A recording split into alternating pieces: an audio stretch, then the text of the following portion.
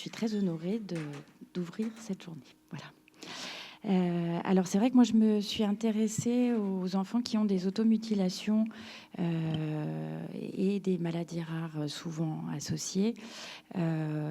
Souvent les histoires partent d'histoires cliniques après avoir vu quelques enfants vraiment très très en difficulté.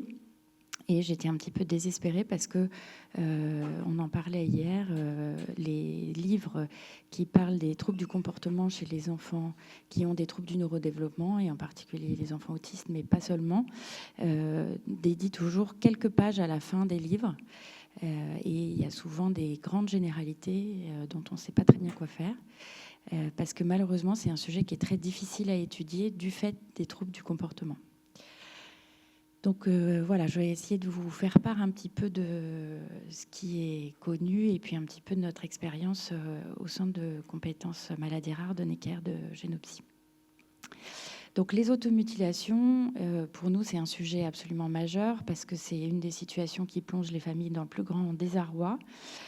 C'est souvent une impasse thérapeutique et on sait que les automutilations peuvent être d'origine vraiment multifactorielle, avec des renforcements liés à des perturbations de l'adaptation à l'environnement, vraisemblablement des mécanismes biologiques très prépondérants chez certains enfants, et la participation à la fois de particularités sensorielles et de particularités émotionnelles. Donc on distingue les automutilations, en anglais self-injurious behavior, qui sont les comportements que l'individu s'inflige à lui-même et induit des blessures physiques, des comportements autodestructeurs sans intention suicidaire, donc qui dans la littérature anglo-saxonne sont appelés NSSI et qui correspondent plutôt aux automutilations qu'on voit chez des adolescents aux urgences, dans des situations de développement de troubles de personnalité notamment. Et donc ça va être plutôt des gestes comme se couper, se brûler, et les mécanismes sont plus liés à l'impulsivité. Dans les troubles du neurodéveloppement, les automutilations sont malheureusement très fréquentes. Il y a 4 à 12% des enfants et adultes qui ont une déficience intellectuelle qui présentent des automutilations, et ça va jusqu'à 70% des enfants qui ont un trouble du spectre autistique, en particulier quand il y a une déficience intellectuelle importante associée. Le retentissement, il peut être évidemment extrêmement variable. Les comportements varient beaucoup en fréquence, en intensité, mais parfois peuvent causer des dommages physiques permanents.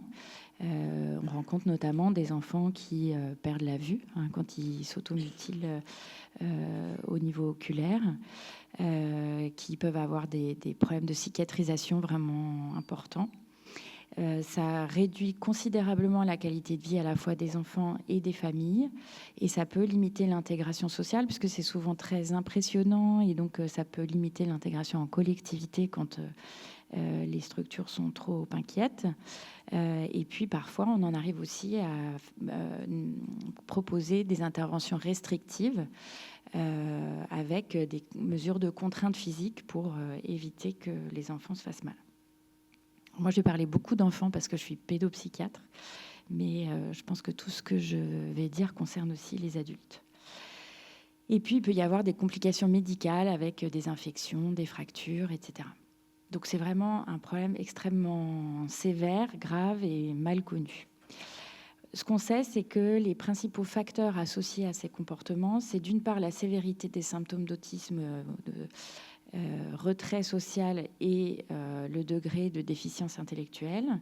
C'est plus fréquent chez les filles et chez les jeunes femmes, et on y reviendra sur les particularités sensorielles. C'est aussi lié au déficit de communication sociale, c'est-à-dire que c'est plus prépondérant chez des enfants non-verbaux et en grande difficulté pour communiquer leurs émotions et leurs besoins. C'est lié aussi à l'irritabilité et l'impulsivité.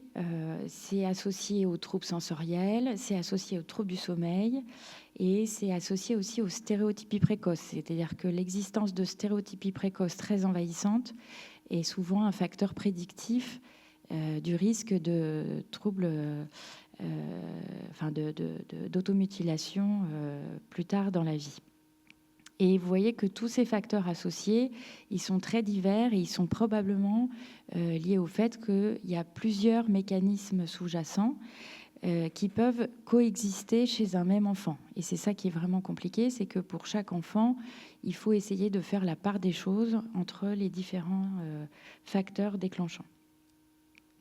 Il y a 2 mécanismes essentiels qui ont été proposés pour expliquer ces automutilations. D'une part, ce que j'ai rassemblé sous les particularités du traitement de l'information sensorielle, qui peut aller d'explications liées à la douleur, à simplement des variabilités dans la réception des informations sensorielles et l'autostimulation qui aboutit à l'automutilation, et les schémas de renforcement négatif sur lesquels je reviendrai après.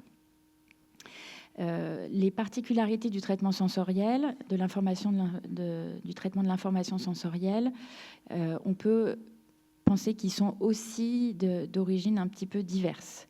Il y a une hypothèse de dysfonctionnement de l'intégration sensorielle, c'est-à-dire de l'intégration des informations sensorielles qui arrivent en permanence à notre cerveau et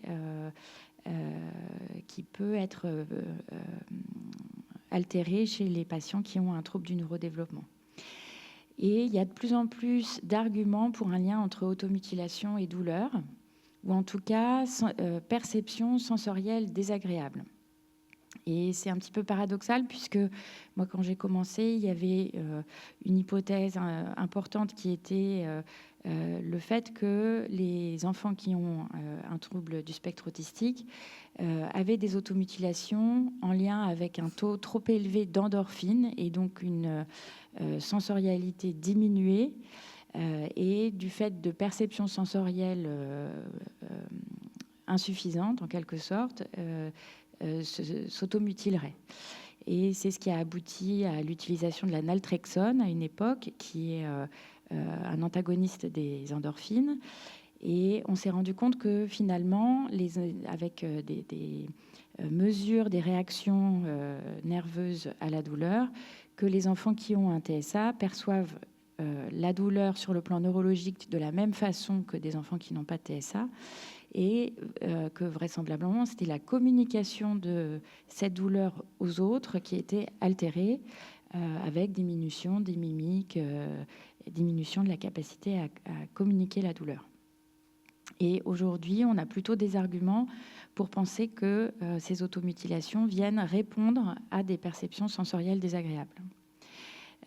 Et ce qui est intéressant, c'est qu'il y a quelques études qui ont montré des anomalies du cortex somatosensoriel, de l'activation du cortex somatosensoriel chez des enfants qui présentent des troubles du comportement de type automutilation. Et ça, c'est vrai que c'est assez tentant de faire le lien avec les particularités sensorielles qui sont associées à l'autisme.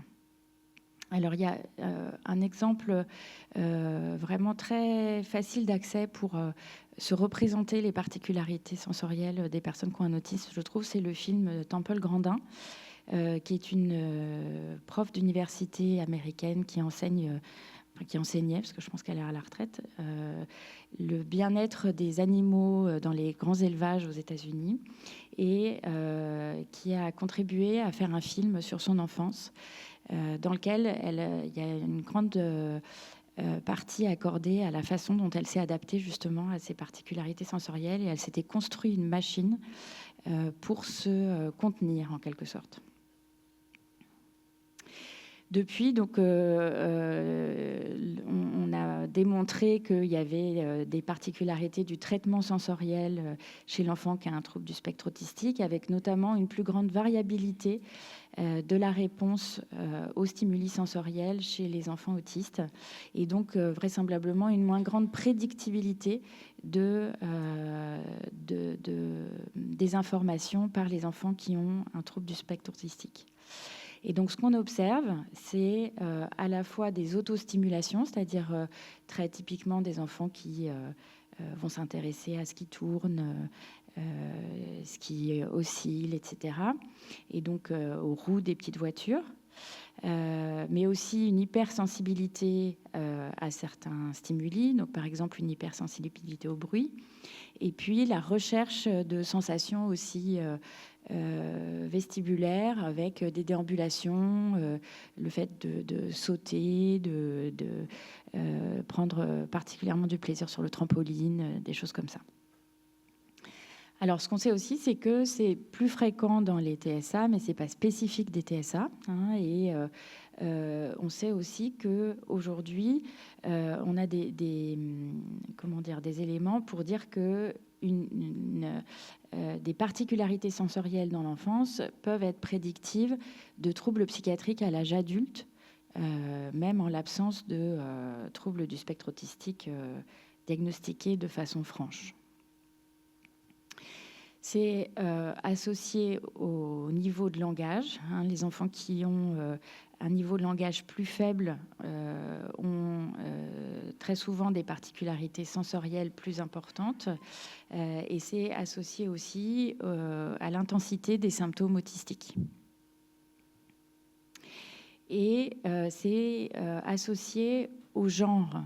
Et d'ailleurs, quand il y a une dizaine d'années, on s'est intéressé beaucoup à une meilleure identification des troubles du spectre autistique chez les filles, on s'est rendu compte qu'un vraiment bon symptôme discriminant, c'était l'existence de particularités sensorielles. Et les particularités sensorielles sont plus prégnantes chez les filles que chez les garçons. Et ce qui revient aussi de façon plus récente, c'est les liens avec l'anxiété. Et un peu comme pour les comportements répétitifs, on sait aujourd'hui que les comportements répétitifs se majorent dans les situations anxiogènes. Et il y a des études qui ont montré que les symptômes sensoriels sont corrélés à l'intolérance au changement et à l'anxiété. Qu'il y a une corrélation entre l'hyperréactivité sensorielle et les symptômes phobiques chez les patients de bon niveau, et une hyporéactivité sensorielle et l'anxiété sociale, toujours chez des patients qui ont un bon niveau intellectuel. Et on a trouvé qu'il y avait une relation bidirectionnelle entre les symptômes sensoriels et les symptômes dépressifs chez des enfants non-verbaux. Ce qui est vraiment important parce que, je vous disais, chez les enfants qui présentent des automutilations sévères, il faut absolument explorer tous les facteurs qui peuvent contribuer, et ces éléments-là signifient qu'il faut aussi explorer les facteurs affectifs. Alors, il y a des hypothèses physiopathologiques pour expliquer ces liens avec l'anxiété, et il y a des études qui ont montré qu'il y avait une connectivité fonctionnelle réduite dans les réseaux sensorimoteurs, ce qui veut dire qu'il pourrait y avoir une connectivité moins importante que dans le développement typique entre les zones cérébrales qui soutiennent, qui sont responsables du traitement de l'information tactile. Je vous disais, il y a aussi une plus grande variabilité corticale de la réponse sensorielle, donc une moindre prédictibilité vraisemblablement, et des anomalies du traitement top-down des informations sensorielles, c'est-à-dire de la façon dont on traite les informations sensorielles à partir de ce qu'on connaît déjà du monde, et comment les fonctions cognitives influencent la façon dont on comprend les informations sensorielles.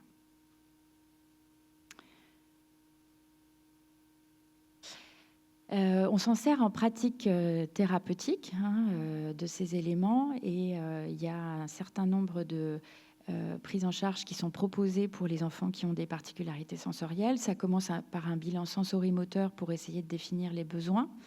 On utilise beaucoup de matériel sensoriel pour aussi travailler la commodalisation sensorielle, c'est-à-dire par exemple l'intégration d'informations de toucher et d'informations verbales, pour améliorer l'intégration sensorielle, mais aussi pour faire l'expérience de la sensation dans la relation. Voilà, donc par exemple, on va utiliser des transvasements ou proposer le trampoline. Donc, je vous disais, au-delà des particularités du traitement de l'information sensorielle, il y a l'importance des schémas de renforcement négatif des automutilations, qui sont plutôt liés à la fois à une dysrégulation émotionnelle associée aux troubles du neurodéveloppement et aux troubles de la communication. Et ce qu'on fait comme hypothèse, c'est que les dysrégulations émotionnelles, c'est-à-dire la difficulté à gérer les émotions intenses et les problèmes de communication peuvent conduire à des automutilations comme moyen d'expression ou de gestion émotionnelle, de régulation émotionnelle. Et il peut y avoir des renforcements par des réponses environnementales, et notamment le fait de porter trop d'attention ou au contraire d'éviter certaines situations, parce que c'est vrai que quand on est parent d'un enfant qui a des automutilations, c'est extrêmement stressant, extrêmement anxiogène, et c'est très difficile de ne pas répondre de façon rapide et qui malheureusement parfois renforce les comportements. Et donc il peut y avoir un phénomène d'apprentissage malheureux en quelque sorte, et de renforcement de ces comportements. Alors, dans les syndromes génétiques, on pense que c'est évidemment, probablement un peu tous ces mécanismes, mais qu'il y a une plus grande prépondérance des particularités sensorielles, ou en tout cas de facteurs vraiment liés au syndrome, plus que les problèmes de dyscommunication et de renforcement négatif. D'abord parce que c'est plus fréquent dans les syndromes génétiques associés à une déficience intellectuelle que chez les enfants qui ont un autisme sans syndrome identifié. Il y a quelques syndromes comme le Lesch-Nyhan, Smith-Magenis, Cornelia-de-Lange qui sont particulièrement associés à des automutilations. Maintenant, on sait qu'on peut rencontrer des automutilations dans tous les syndromes génétiques qui sont associés à des troubles du neurodéveloppement, mais de façon plus rare. Et donc, ça a été démontré que les particularités dans le traitement des informations sensorielles dans le cadre des syndromes génétiques est vraiment un phénomène à prendre en compte de façon plus particulière. Et donc, évidemment, la question, c'est comment traiter. De toute façon, on est toujours extrêmement prudent parce que malheureusement, les enfants qui ont des particularités sensorielles majeures et des automutilations ont plus d'effets secondaires de traitement et plus de réactions inattendues au traitement, et adapté à chaque patient. Pourquoi ? Parce que vraiment, on essaye d'identifier tous les facteurs qui peuvent contribuer. Alors, il y a des traitements médicamenteux qui peuvent aider.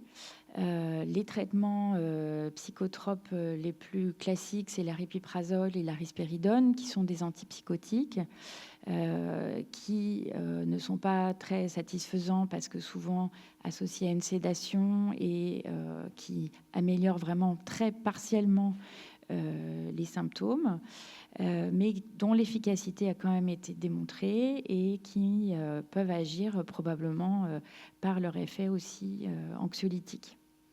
Chez les patients qui résistent à ces traitements, la clozapine et les interventions comportementales intensives sont en général proposées.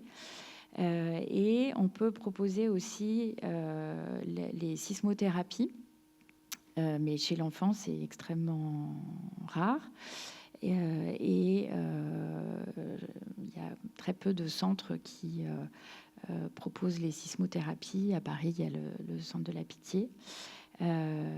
Mais pour avoir discuté avec Anne Sauvager hier, il y a des psychiatres adultes qui, heureusement, acceptent de s'occuper d'enfants dans des services pour adultes. Et je vous disais, finalement, il y a eu peu de preuves d'efficacité de la naltrexone, qui est un antagoniste des endorphines, qui a suscité beaucoup d'espoir au début, mais dont l'efficacité n'a vraiment pas du tout été démontrée. Et donc la question est, est-ce qu'on peut imaginer d'autres options ? Alors il y a l'eskétamine qui a été proposée, parce qu'il y a eu quelques cas rapportés d'efficacité de kétamine chez des patients qui s'automutilaient sévèrement, mais c'est un médicament qui est très compliqué d'utilisation chez les enfants qui ont des traits autistiques et qui, ce qui freine vraisemblablement l'apparition d'essais vraiment à plus grande échelle avec ce traitement. Il y a la N-acétylcystéine, qui est le mucomyste qu'on utilisait à une époque dans les toux grasses, qui est assez facile d'utilisation, mais dont l'efficacité est quand même très loin d'être vraiment démontrée. Et je vais vous parler plutôt du cannabidiol. Et puis, il y a l'émergence de propositions concernant la neurostimulation. Le cannabidiol, il semble vraiment plus particulièrement d'intérêt. D'une part parce que c'est un médicament qui est déjà utilisé chez des patients qui ont des troubles du neurodéveloppement, parce que c'est un médicament qui a l'autorisation d'utilisation chez les patients qui ont une épilepsie résistante et qui a démontré son efficacité dans l'épilepsie résistante, qui est très souvent associée à des troubles de neurodéveloppement et très souvent associée justement à des maladies rares. Il y a plusieurs études qui ont montré des effets comportementaux positifs du CBD dans les troubles du spectre autistique, mais qui sont encore des études vraiment de phase préliminaire. Il y a eu aussi des études précliniques dans les modèles animaux qui ont montré une signalisation des récepteurs aux cannabinoïdes altérés et qui aussi chez l'homme ont montré des taux bas d'endocannabinoïdes et une réduction de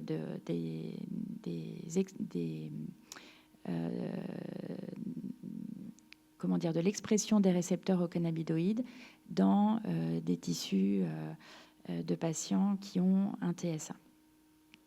Donc on pense qu'il pourrait y avoir un effet direct du cannabis, du cannabidiol chez les patients, et on pense qu'il pourrait y avoir aussi un effet indirect parce qu'il y a des études qui ont montré que le cannabidiol modifie la balance excitation-inhibition. Et donc, il y a l'idée qu'il pourrait y avoir un effet GABAergique et réduire l'excitabilité neuronale. Et aussi un effet anxiolytique par l'effet sur les récepteurs à la sérotonine. Ça reste quand même vraiment très hypothétique. Donc, je vous ai dit, il y a plusieurs études qui ont montré un effet du cannabidiol chez les patients avec TSA. Et une question aujourd'hui est le mécanisme de cette efficacité. Et donc, dans le centre de compétences de Necker, en association avec le docteur Céline Gréco, qui est médecin de la douleur et soins palliatifs, et en collaboration avec deux services, le service de la pitié où il y a l'Usidatu, donc pour les patients qui ont des troubles du comportement majeur, et des collègues de Seine-et-Marne, de Marne-la-Vallée, on initie une petite étude cherchant à identifier le lien entre l'effet du cannabidiol éventuel chez des enfants qui ont des syndromes génétiques associés à des automutilations et la douleur. Donc on va inclure 21 patients et étudier la fréquence des manifestations non verbales de douleur, la fréquence et la sévérité des automutilations, mesurer la qualité de vie des enfants et le stress parental et évaluer la corrélation entre l'évolution des manifestations non verbales de la douleur et les automutilations. Donc, ça sera exclusivement des patients qui ont un TND associé à une mutation génétique identifiée, puisque notre expérience, plutôt dans un cadre de soins palliatifs avec le docteur Gréco, est que chez des enfants qui ont un TSA sans syndrome génétique associé, les facteurs de dyscommunication sont beaucoup plus prépondérants et la plupart des enfants à qui on a proposé le cannabidiol dans ce contexte palliatif n'ont pas eu d'efficacité du traitement. On espère mieux comprendre les liens entre la douleur et l'effet du cannabidiol. Je vous remercie.